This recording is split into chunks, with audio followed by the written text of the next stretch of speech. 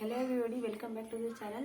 तो आज हम लोग बात करेंगे ग्राफ्स के बारे में, जिसमें हमारा साइन एक्स का ग्राफ हम देखेंगे क्या कैसा होता है और इसे कैसे ड्रॉ करते हैं। देखिए, सबसे पहले हम लोग इसके इंटरवल से बात करेंगे। तो हम लोग जानते हैं कि अगर एक्स इक्वल टू 0 पुट करूंगा मैं, तो साइन 0 की वैल्यू कितनी होती है, 0। इसका मतलब ये जो साइन एक्स का ग्राफ होगा ना, वो 0 से क्रॉस कर रहा है। ठीक है, अब देखिए, अब मैक्सिमम वैल्यू साइन एक्स की कितनी होती है, 1। तो 1 किस पर होती है, एक्स इक्वल टू π/2 पे। तो इसका मतलब ये जो हमारा मैक्सिमम लाई कर रहा है इस ग्राफ का, वो किस पर लाई कर रहा है, 1 पर। तो इसका मतलब इसके करेस्पॉन्डिंग पॉइंट क्या होगा, π/2 होगा। ठीक है, अब देखिए, बेसिकली साइन एक्स का ग्राफ और कॉस एक्स का ग्राफ दोनों ऑलमोस्ट सिमिलर ही होते हैं, लेकिन एक जो बेसिक डिफरेंस होता है वो क्या होता है कि अगर ये कॉस एक्स का ग्राफ है, हम लोग जानते हैं कि कॉस 0 की वैल्यू कितनी होती है, 1 होती है। इसका मतलब ये जो पॉइंट है ना, वो ओरिजिन से पास नहीं करता, ये कुछ इस टाइप से हो जाता है। ठीक है, बाकी सब तो सेम रहता है, लेकिन इसका ग्राफ जो है वो इस टाइप से हो जाता है cos x का। क्यों? क्योंकि यहाँ पर जो x इज इक्वल टू 0 पर हमारा जो cos x का ग्राफ होता है वो 1 होता है, और इसकी मैक्सिमम वैल्यू यहीं पर टच करती है।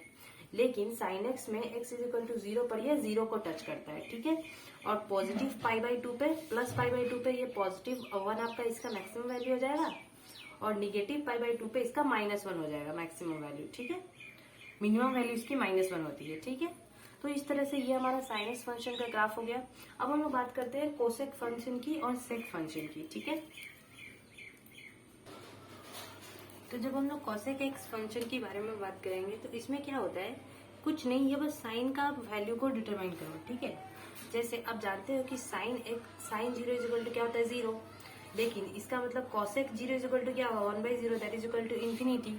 अब देखिए, अगर 0 से कुछ कम है, मतलब लेफ्ट हैंड साइड है, तब ये -इन्फिनिटी होगा, और अगर राइट हैंड साइड जा रहा है तब ये +इन्फिनिटी होगा। मतलब ये जो माइनस आपका देखिए 0 पर कॉसेक एक्स क्या हो जाएगा, +इन्फिनिटी। ठीक है, और फिर पाई पर साइन पाई की वैल्यू भी क्या होती है, 0 होती है, इसीलिए ये भी कहा जाएगा +इन्फिनिटी की तरफ। ठीक है, लेकिन π/2 पर साइन π/2 कितनी होती है, साइन π/2 इज इक्वल टू 1 होता है, तो कॉसेक π/2 भी क्या होगा, 1 ही होगा। इसका मतलब जो इसका मिनिमम वैल्यू जो जहाँ लाई करता है वो कहाँ लाई करता है, π/2 पे। ठीक है, कॉसेक एक्स का मिनिमम वैल्यू कहाँ लाई करता है, π/2 पे। ठीक है, तो ये +1 से ही स्टार्ट होता है।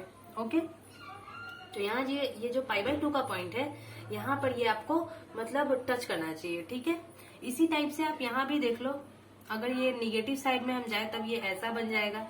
इस तरह से आप डिटरमाइन कर सकते हो कि कोसेक एक्स फंक्शन का जो ग्राफ होगा वो किस टाइप का होगा। ठीक है, इसमें आपको बस साइन एक्स का रिवर्स में चेक करना है कि ये जो ग्राफ है वो सही है या फिर नहीं, और अगर आपको ड्रॉ करना है तो बहुत ईजी है, आप ये इंटरवल्स में चेक कर लो और उसको प्लॉट कर दो, तो आपके पास ग्राफ आ जाएगा। ठीक है, अब हम लोग बात करने वाले सेक एक्स फंक्शन की। ठीक है, तो देखिए, tan x का फंक्शन में क्या होता है कि हम लोग जानते हैं कि tan π/2 की वैल्यू कितनी होती है, नॉट डिफाइंड होती है, इन्फिनिटी होती है।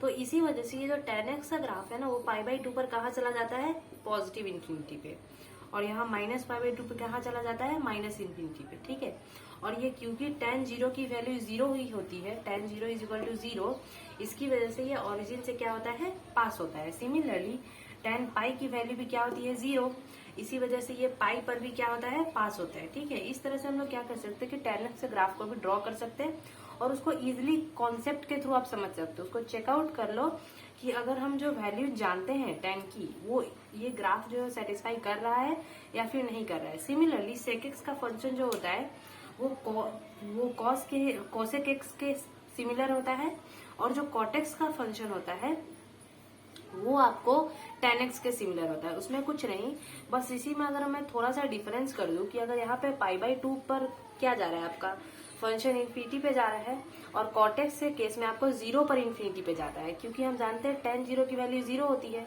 तो ये ग्राफ जो है ना, कुछ ऐसा इस टाइप से बन जाता है, इस साइड से। ठीक है, ये ग्राफ आपका, क्योंकि ये π/2 पर कहाँ जाएगा, 0 होगा, तो ये आपका कुछ इस तरह से आकर आपको पाई पर इन्फिनिटी पे चला जाता है। ठीक है, इस तरह से आपको ये किसका ग्राफ हो गया, आपको कॉटेक्स का। ठीक है, तो इसी तरह से क्या कर सकते हैं हम लोग, सारे ट्रिग्नोमेट्रिक फंक्शंस जो भी होते हैं उनके ग्राफ्स इजीली ड्रॉ कर सकते हैं। आपको ज्यादा इसमें दिमाग लगाने की जरूरत नहीं पड़ेगी, आप इसे काफी ही इजिली ड्रॉ कर सकते हो। ओके, यहाँ भी अगर आप देखो तो -पाई पे ये डिफाइंड हो जाएगा और ये कुछ ऐसा आ जाएगा कॉटेक्स का ग्राफ। ठीक है, ये आपका कॉटेक्स का ग्राफ हो गया। सिमिलरली सेकेक्स में क्या होगा आपको कि वहां पर cos π/2 = 0 होता है, तो sec x क्या हो जाएगा आपको, sec π/2 कितना हो जाएगा, इंफिनिटी हो जाएगा। तो वहां पर जो π/2 पर जब हम लोग बना रहे थे ना cos x का ग्राफ, तो वहां पर π/2 पर कहाँ चला जाएगा, वो इंफिनिटी की तरफ चला जाएगा। आप sec x का फंक्शन का खुद से ट्राई करना, और अगर कोई भी डाउट हो उसमें तो आप मुझसे पूछ सकते हो। Thank you for today.